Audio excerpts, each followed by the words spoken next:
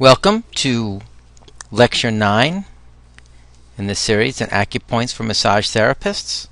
This lecture will cover the pericardium channel of hand Shui Yin and the San Jiao channel of hand Xiao Yang.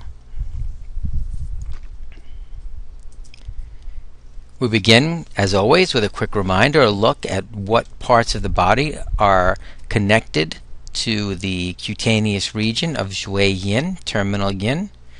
And we see the middle of the anterior, at the palm of the hand, an anterior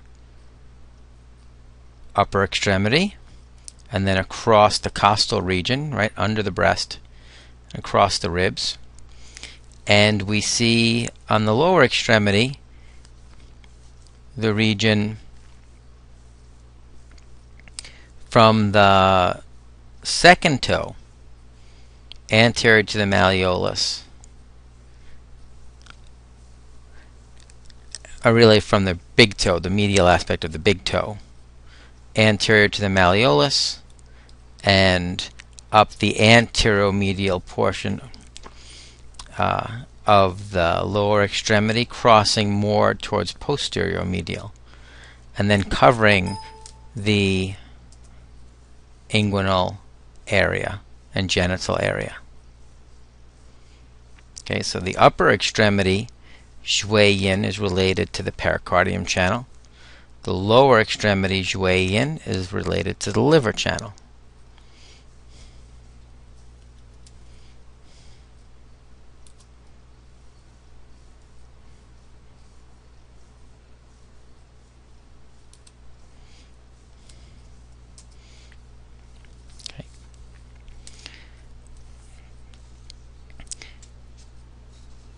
Pericardium channel of hand Shui Yin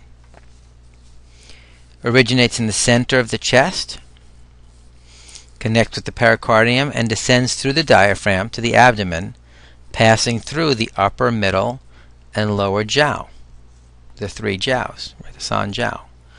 One branch runs from inside the chest to emerge in the lateral costal region.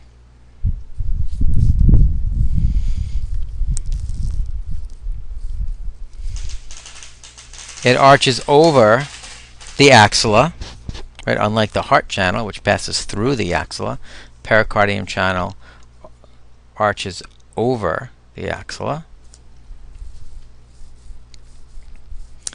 and descends along the anteromedial aspect of the upper arm between the lung and heart channels to the cubital fossa at the elbow, the cubital crease, and then descends the forearm between the tendons of palmaris longus and flexor carpi radialis to reach the palm at pericardium 8. It then travels from the palm along the middle finger to terminate at the tip of the middle finger, pericardium 9.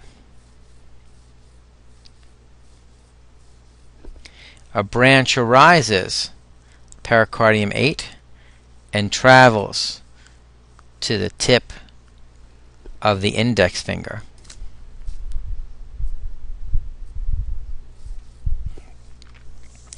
And it connects to the San Jiao channel there, from P8 to San Jiao 1.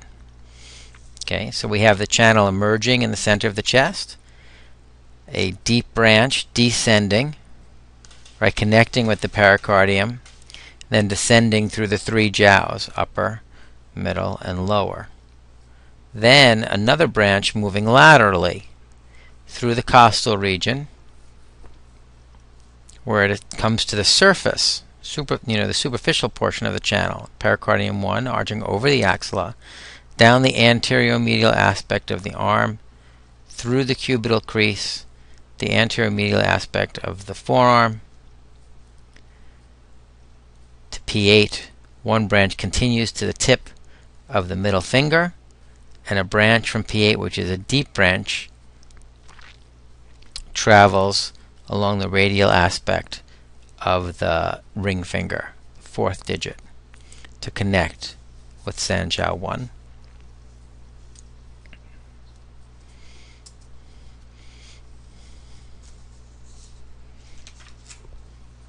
The sinew channel, as with all sinew channels, originates in the extremity. So it originates at the tip of the middle finger, runs with the lung sinew channel to bind at the medial side of the elbow,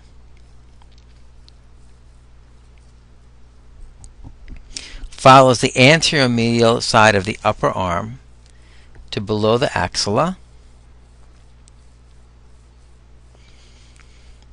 and then disperses over the anterior and posterior aspect of the ribs.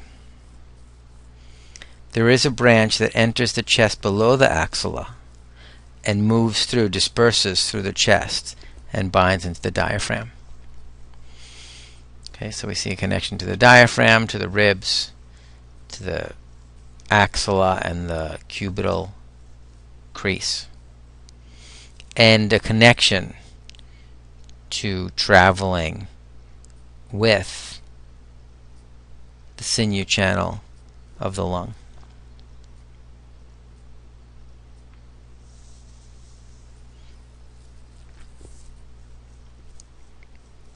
So one thing we should think about is the relationship of the pericardium to the heart. When we start thinking about the points on the channel and what their functions might be, we have to think first that classically, or if we go back to the Huangdi Neijing, the Yellow Emperor's Classic of Medicine, the pericardium was never really given its own standing as an organ. It was always related to the heart. It was the Xin Bao, Xin, Xin, heart, Bao, wrapping, the heart wrapping. Right? This was the minister to the heart. This was the protector of the heart. It protected the heart from pathogens, and it protected. It gave us a way to treat issues of the heart without directly communicating with the heart. Right? If the heart is the emperor, the sovereign, then the pericardium is the minister that serves the sovereign. So traditionally, since the time of the Neijing, we always talk about the 5 zong and the 6 fu, right? The pericardium being ministerial fire to the heart's sovereign fire.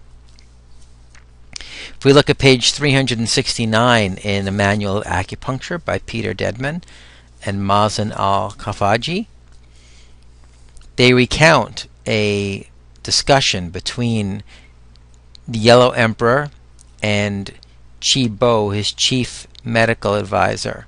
And this is in the Ling Shu, the Spiritual Pivot, which is one of the books that makes up the Neijing. Right? Su Wen, Difficult Questions, Ling Shu, Spiritual Pivot, which is a book that talks primarily about acupuncture theory. So the Yellow Emperor asks, why does the hand Xiaoyin channel alone have no shu points, no transporting points, no antique points? Qi Bo replies, the Xiaoyin is the heart vessel. The heart is the great master of the 5 zong and 6 fu and is the abode of the essence spirit.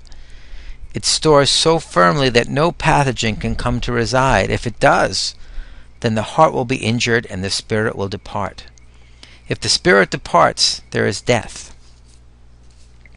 It is for this reason that the pathogens destined to attack the heart will attack the pericardium. The pericardium is the channel that is controlled by the heart. Therefore, the heart alone has no shu points.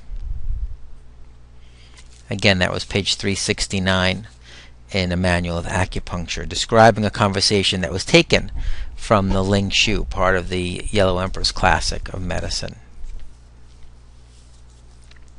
So if we think of the pericardium as serving the heart, then points on the channel will have a function in treating heart pain, palpitations, irregular rhythms, right?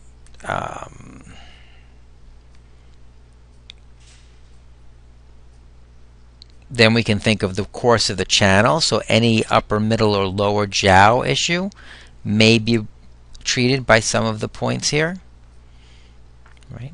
Because of the relationship to the heart, matters of the mind or spirit, disharmonies in that area can be treated by points on the channel.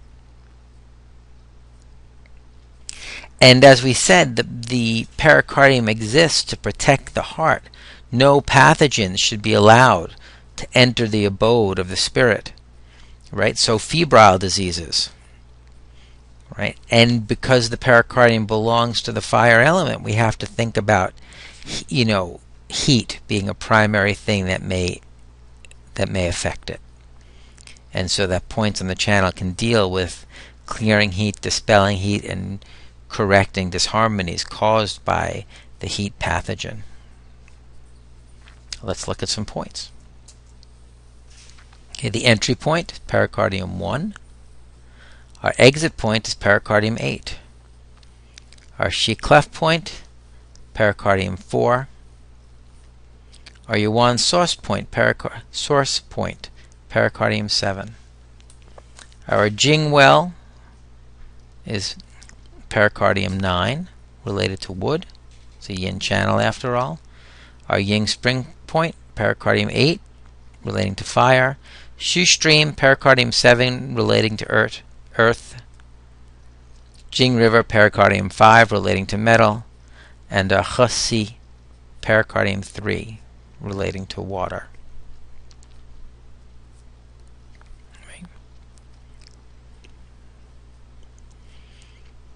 Our Luo connecting point is pericardium 6.